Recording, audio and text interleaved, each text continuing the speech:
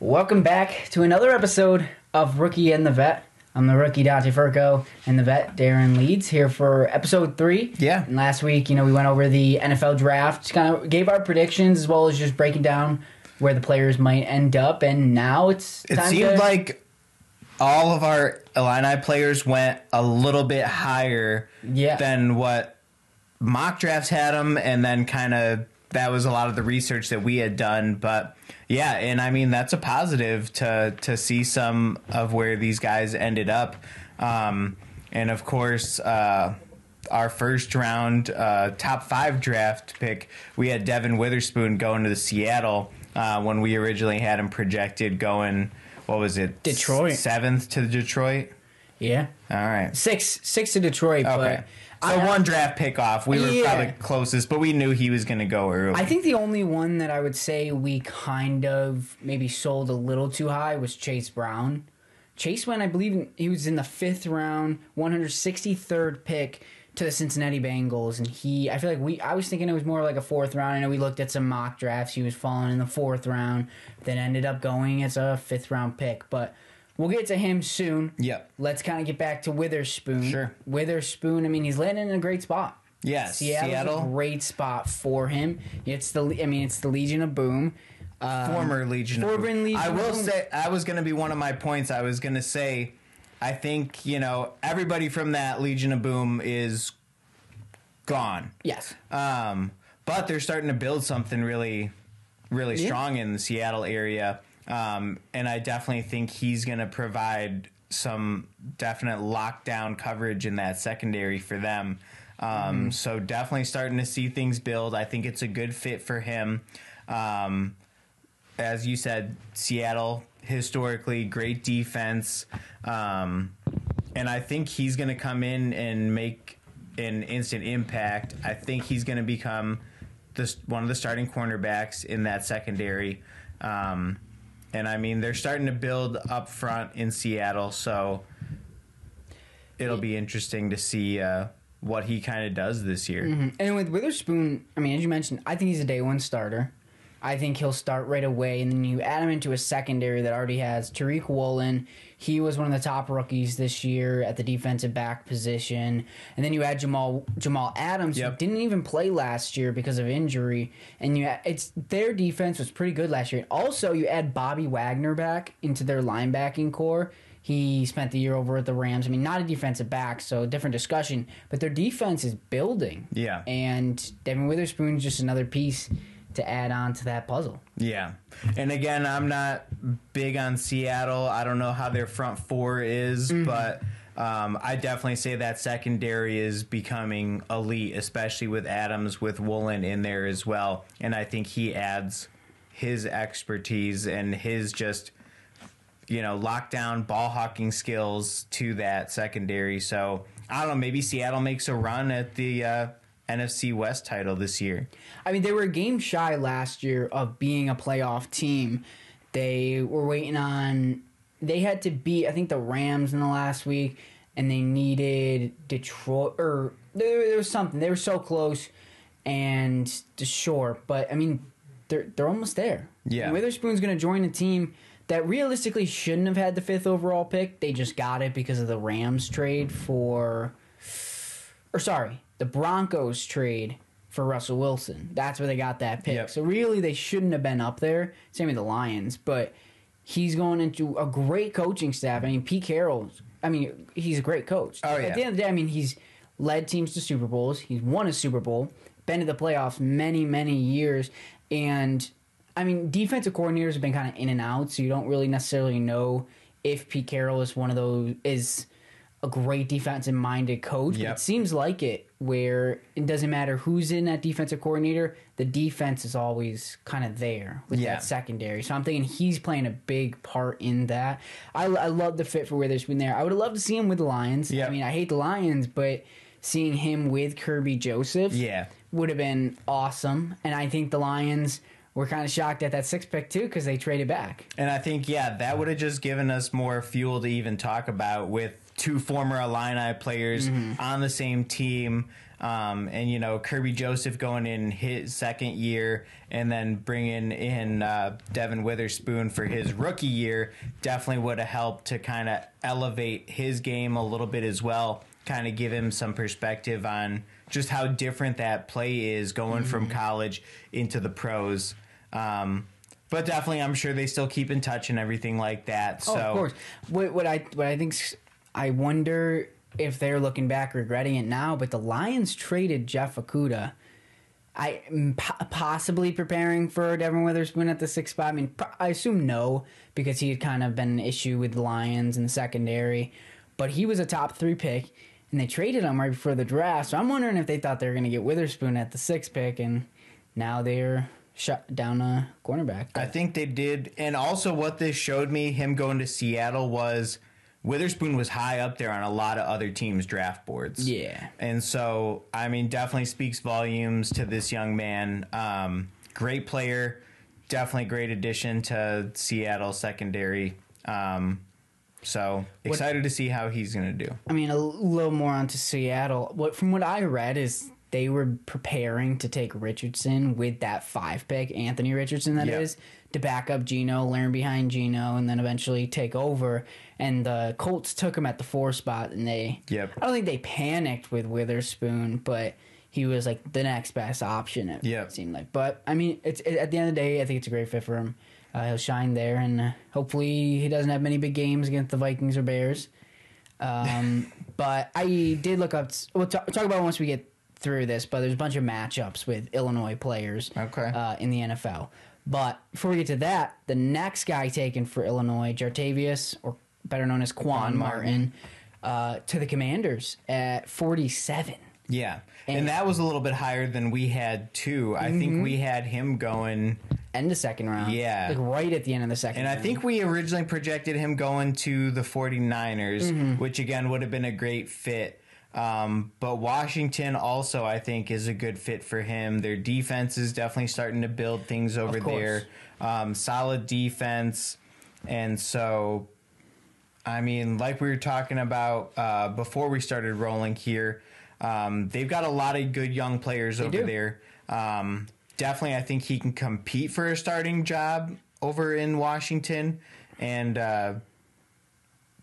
I think the big question mark for that team is just who's going to lead that offense. Oh, yeah. Going into this year. I mean, it's probably going to be Sam Howell. I mean, I know offensive, it's not going to really affect Quan, but I mean, it's a great point to bring up. It's probably going to be Sam Howell. Right. The UNC guy from last year. He came in one game and somehow dominated the Cowboys defense. Yeah, I remember that. Which was pretty good. Dominated. And the Cowboys needed that win because they had a chance at getting the one, or winning. I forget if it was getting the 1 seed, winning the AFC East. There was something that was like on the line, and they just fumbled against the Commanders. Yeah. So but there's so many issues with the Commanders starting from the top down. But Ron Rivera is a great coach. Oh, yeah. And Jartavius is going into a great system. And like you said, the defense is good. I mean, Chase Young's good. Who knows what his future is there? You have a lot of guys on that on the defensive line that's going to make his job a little bit easier since, you know, I mean, it's going to make it easier to defend in the secondary because he's constantly getting pressured and may get some picks because the opposing quarterback's throwing up some tough balls. And and definitely kind of the opposite of what we were seeing with the Witherspoon situation where Seattle has that good secondary, not so great up front, where Washington has been pretty strong up front, and now they're building that secondary. I think Quan Martin's going to be a great addition there. Definitely also has that ball hawking ability. And so, you got those big guys up front. You get those QB pressures going on. Quarterback's doing some stupid stuff with the football. And I think Quan Martin is going to come in and definitely give a pretty good run for his rookie season. I do wonder if he'll be kind of like an opening day starter kind of guy. I could see that. I could also see, we'll see what happens once they start up their rookie mini camps and everything like that. Should be soon.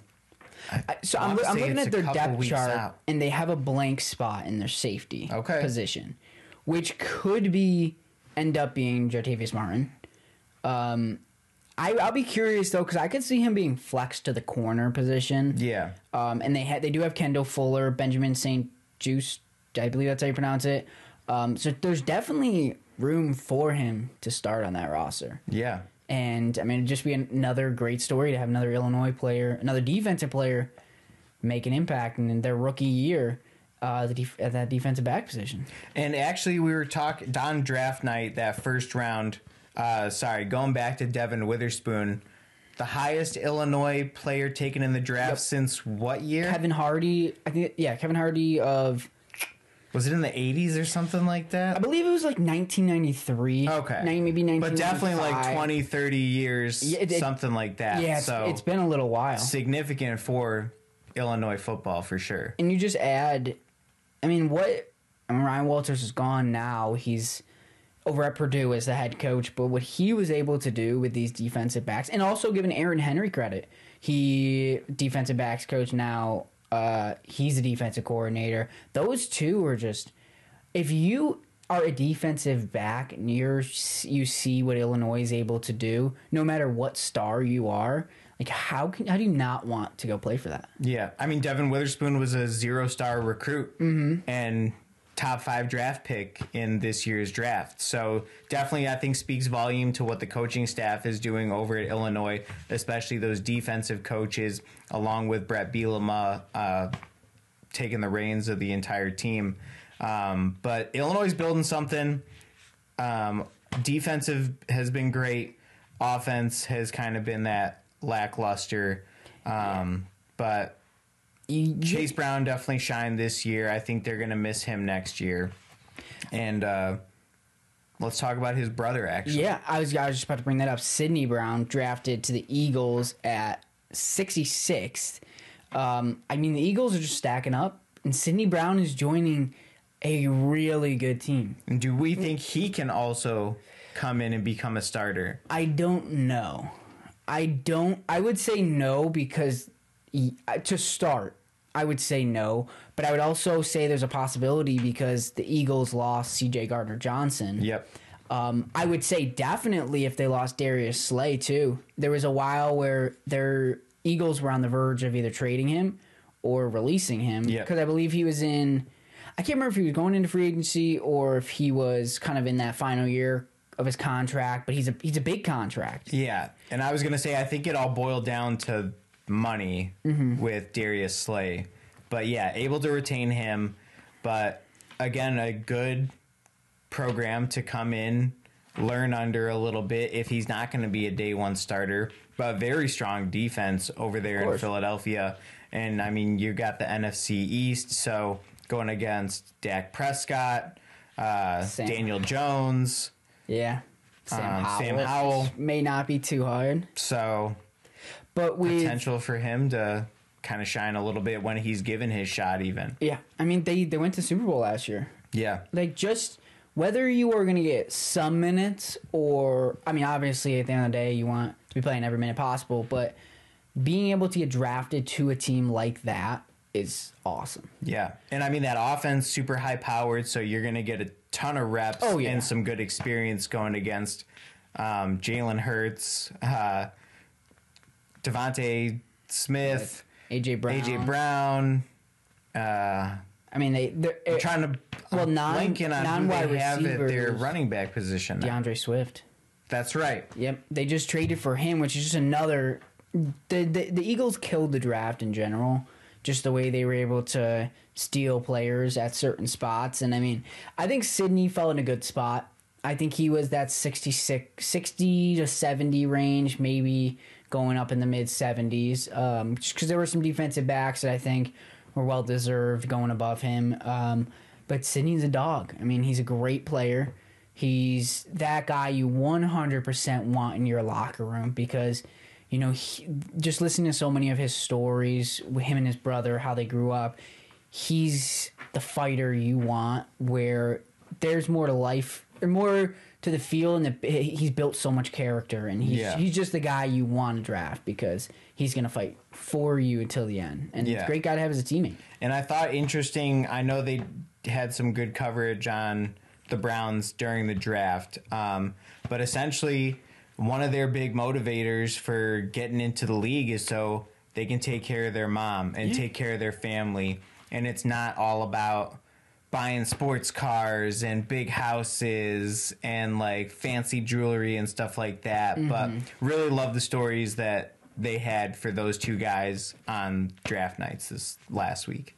Yep. And I mean, going from Sydney to Chase. And I did not know they were twin brothers. Yeah. Born 2 minutes apart. That was another thing that I thought was, because I would have thought that Sydney was a little bit older, at least by a year or so. But no, twin brothers. And when, I mean, I wasn't even here yet, but right now you could easily tell them apart, at least I can. But before, they both had long hair. Yeah. And now Chase's hair is short. It's nice trimmed down. And Sydney's got like his man bun. Yep. And it's a little longer, so you can easily tell them apart. But like I look back at pictures and they look the same. Yeah. Just the same. And I would not, if I was doing media back then at those interviews and they didn't tell me, I probably wouldn't have gotten it right. Yeah. Of who is who. They just look so similar, same size, same build, just two different positions though, polar opposite positions. Right. But two guys you want on your roster. And Chase Brown, he went a little later as the 163rd pick to the Bengals. Bengals fell in the AFC Championship last year to the Chiefs.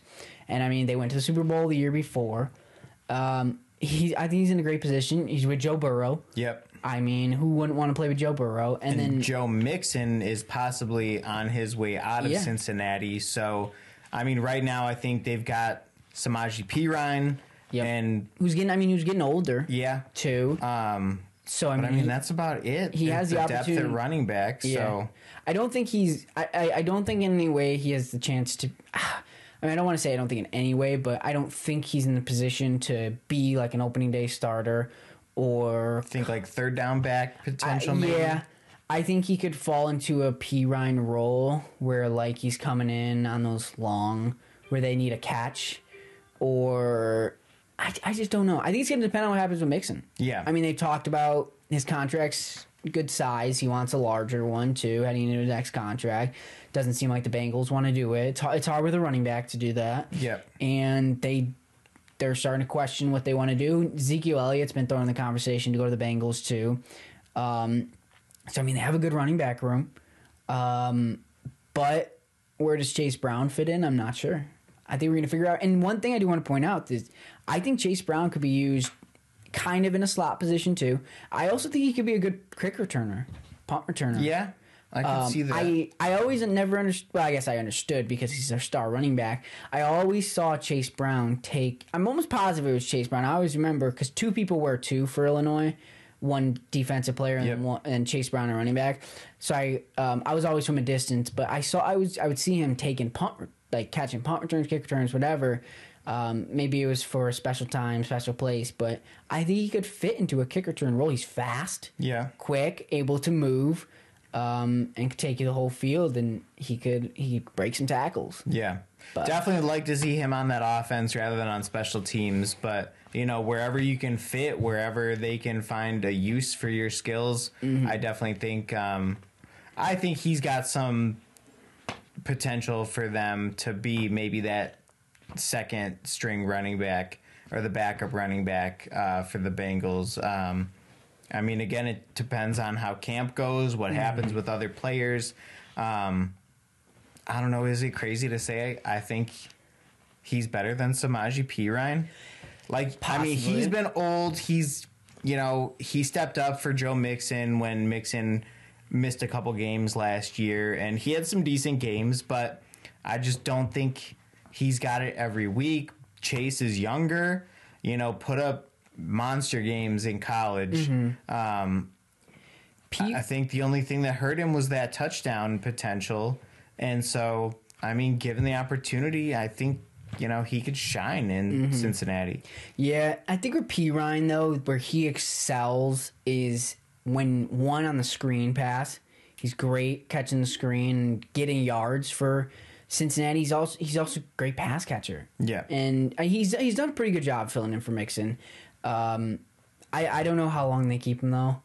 That's a big question. I can't remember exactly how old he is. but I feel like he's been in the league forever. Yeah. Maybe I'm wrong. It just feels like he's been in the league for a while. He's an Oklahoma running back. Right. So is Mixon, right? Yep. Yeah, so is Mixon. But I want to say P. Ryan was there with Baker, which, I mean, wouldn't be that old, but it just feels like P. Ryan's been in the league for a while. I mean, running backs, depending on what they've done in college, they come with a lot of wear and tear on them.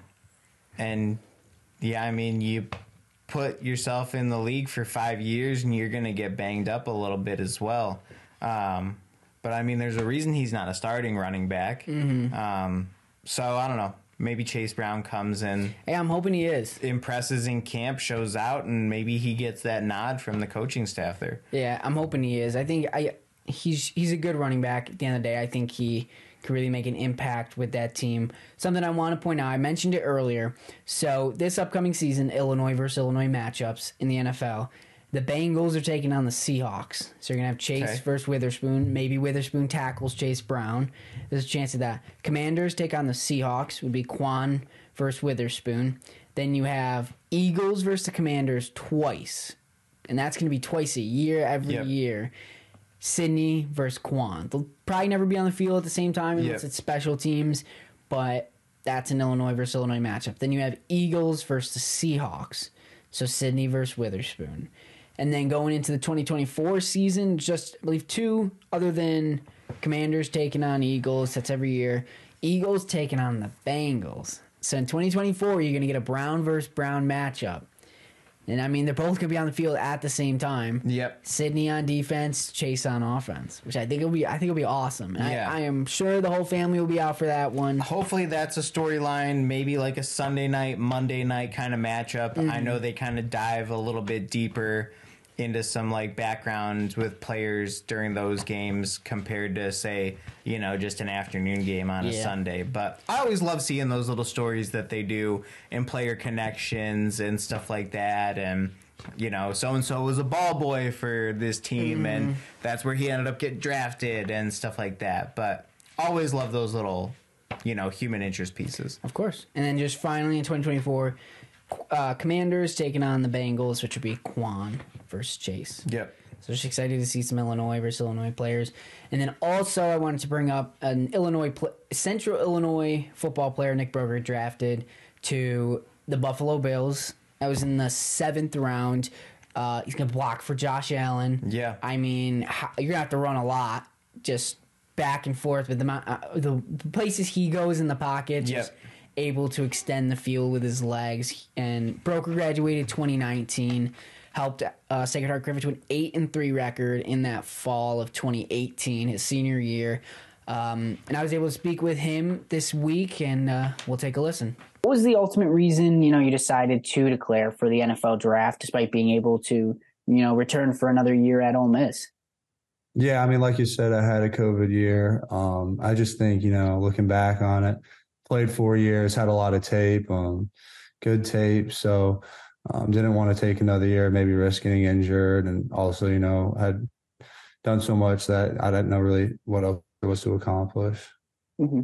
Was there any, as the NFL draft rolled around, was there any anxiety as the rounds continued to go on and you hadn't heard your name yet? Yeah, definitely. I mean, as you said, I mean, it kind of gets a little stressful and it kind of keeps going on and you haven't been selected yet. But thankfully I got, put in the right position. Do you ever get, because obviously I wouldn't know kind of that process, but as the draft's kind of going on, were you hearing from teams at all? Like, hey, if, we're hoping to maybe take you with one of these upcoming picks, or was it up until the Bills called that, you had kind of felt like maybe you were going to get picked soon? Yeah, I mean, there were some teams that kind of reached out throughout the draft, but nobody really was ever like, hey, if we get to this point, we're going to take you. And nothing like that for me. Gotcha. So when you finally did get that phone call by the Bills and then you heard your name on the TV, what was kind of going through your head? I mean, it was kind of crazy to think about when it was all happening. I mean, it honestly didn't really sit with me until like afterwards what was going on, receiving this lifelong dream and everything. But yeah, it's definitely a really cool moment, a really cool phone call. And how excited are you to, join the Buffalo Bills and head out to Buffalo, New York? I'm really excited. I mean, a team that's had a lot of success recently, competing for a Super Bowl, and definitely a winning culture. Adding on to that, how exciting is it to be able to block for not just any quarterback, but Josh Allen, who's among the best of the best right now in football. Yeah, I mean, talking about an MVP caliber quarterback, a top quarterback in the NFL. I mean, that'd be really fun, and definitely be really cool to see him every day. Have you spoken to any of Bills players yet, or any other people who were drafted in this year's class with you? A little bit with Osiris Torrance. Just been kind of on some Zooms with him lately, going over things with the O-line staff, but not quite yet. I mean, obviously we'll all be there pretty soon. I know Dawson Knox, so it'll be cool to see him again. Nice, that's awesome. What have you kind of heard about that Buffalo area, as well as the Bills Mafia, who they love their players and they'll always have kind of their players back. Yeah, I mean, it'll be really cool to be in that fan base just because it's such a, different, it's not like you're in, you're in New York or LA. I mean, Buffalo's really just got the Bills. I mean, the Sabres are there as well, but Bills, it's really what it is. So it'll be really cool to kind of be with that fan base and the whole atmosphere on game day. Yeah. So how much did, Sacred Heart Griffin and Coach Leonard prepare you, for the position you are in now, heading into the NFL, successful career at Ole Miss, and your future in football? Yeah, I mean, they helped me a lot. Just kind of some of the life lessons that they preach, and kind of the schedule we had. It was pretty similar to a college schedule. So once I got there, I didn't really have to really learn how to navigate certain things because it was also similar. Mm-hmm.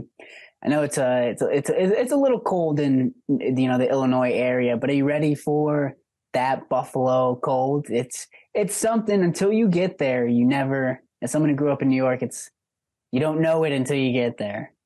Yeah, I mean, it'll be a little different. I mean, like you said, Illinois is pretty brutal in the winter months, but Buffalo is a whole different animal. Well, best of luck to Broeker. Buffalo Bills, definitely high-powered offense. Yeah. Definitely should get a lot of reps in there as well. But yeah, working with Josh Allen, going to be exciting. And best of luck to him. Yeah. He's got Latavius Murray now. Yes, he does. So he's going to be blocking for him. I'll have to give Latavius a call. I have his number in my phone. That's right. I forgot that you guys know each other. Yes, I did an interview with him last year. It was so funny because I was actually in a Wendy's drive-through when he called, and because I had reached out to him, I was working on a project, asked if he would help me with an interview. I guess if he would let me interview him for a piece I was working. I've met him before too, multiple times, and I reach out, and then I guess I put my number at the end of the message, and I was just sitting in Wendy's drive-through, and he called me. He's like, hey, it's Latavius. I was like, Latavius who? And he's like, oh, it's Latavius Murray. I was like, oh, I totally forgot. How you doing? Yada, yada. We got to talking. So that was a funny story. But yes, he's joining Latavius out there. Josh Allen. I told him you got to pack a jacket. It's going to be cold. Yeah. It's going to be cold in New York. The fans are crazy. But definitely he's got to hit the wing spots. Yeah. Some of the best wings are in Buffalo. Okay. All right. And let's talk about the players who weren't drafted in the NFL, but Illinois players who were signed as free agents. We've got Tommy DeVito going over to the New York Giants. Yep. Yes or no, does he get the backup spot behind Daniels? No. I don't even think he makes the opening day roster. Okay. And all due respect to the situation, I think there's quarterbacks on that roster that I think will make it over him. I mean, they have Tyrod Taylor behind Daniel Jones, who, I mean, yes, Tyrod Taylor is not as great of a quarterback anymore, but he's also more well-established. Sure. I'd love to see DeVito make this opening day roster. I mean, it'd be so cool. Illinois, I mean, he was at Syracuse, too. He's a Jersey boy, so that New York Giants isn't too far away. I'm sure that played in his decision since he got to pick where he ended up, but I don't know. I think New York's like the perfect spot for him, too. Especially, him and Tyrod Taylor are very similar in their able to run, able to pass, kind of. I mean, Daniel Jones, too, but Daniel Jones is like 6'5", that guy. So, I mean, it's a little different. But I don't know. All right. I don't know how much he would see the field in New York. All right. Alex Pihlstrom, offensive line to the New York Saints. New Orleans Saints? What? Yeah, sorry. You talk about New York. It's all good. I think that's a good spot for him. I think he can play. Pihlstrom's he's a big guy and able to block. He's not the guy you want to go up against on the defensive line. On the defensive line, him on the offensive line. I think he could make an opening day lineup. Okay. I think so. Calvin Avery, defensive line, Minnesota Vikings, your team. I do really like this pickup. I think the Vikings were very spotty with the draft, but the people they picked up in the undrafted free agency period, pretty good. And he'll probably go at that nose tackle spot, defensive line, but he's good. I mean, he was great off the line of scrimmage last year for Illinois. He was, next to that, just so defensive line in general last year, Illinois was great. So you can't go wrong there. I think he can make an instant impact. Especially the Vikings are in the process of kind of sending away a lot of guys in terms of releasing them or trading them. So who knows? I think he could make an opening day lineup. All right. Kendall Smith, defensive back, Washington Commanders again. Yep. He's joining Quan. Yeah. Which would be awesome for him. Who knows? I think he'll make that 53-man roster when it comes down to it. But who doesn't want an Illinois defensive back at this point? Yeah. All right, Isaac Darkangelo, linebacker, Detroit Lions. I'm pretty sure he's a Detroit kid too. Maybe Michigan, but which technically same thing. But I believe he was very close to Detroit growing up. I feel like I read a lot of things about that and saw that on Twitter. I don't know. I feel like all these guys have these conversations before they're signing. Like, do I have this possibility? Yeah. Is there a good chance of me making this 53-man roster? Darkangelo's good. He was up there on the team in tackles. He may have led it for all I know. But he's a good guy at the linebacker position. He's got that build. He's quick. I'm trying to think of someone he kind of reminds me of. He's not as big as Luke Kuechly, but he's able to move around that linebacker position like Luke Kuechly was for Carolina. If I had to guess, I would say I don't think he makes the 53-man roster, but he would be a great practice squad guy that you could bring up eventually. Okay. And then Alex Paljewski, Denver Broncos. Yeah, so Paljewski is good pickup for Denver. I think he was like a fringe end of the draft kind of guy. I didn't project him to get drafted, but I think he was.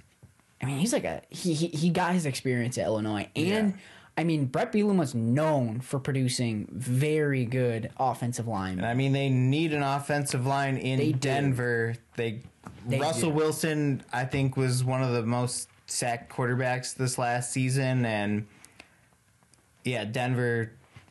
I don't know what happened. Mm-hmm. I think there was all the hype around them after getting Russell Wilson, and that was a very disappointing season for the Denver faithful. Yeah. I think it's a good fit. We'll see what happens, but he seems like the kind of style where he will make the roster. Sean Payton, too, new head coach there. That's right.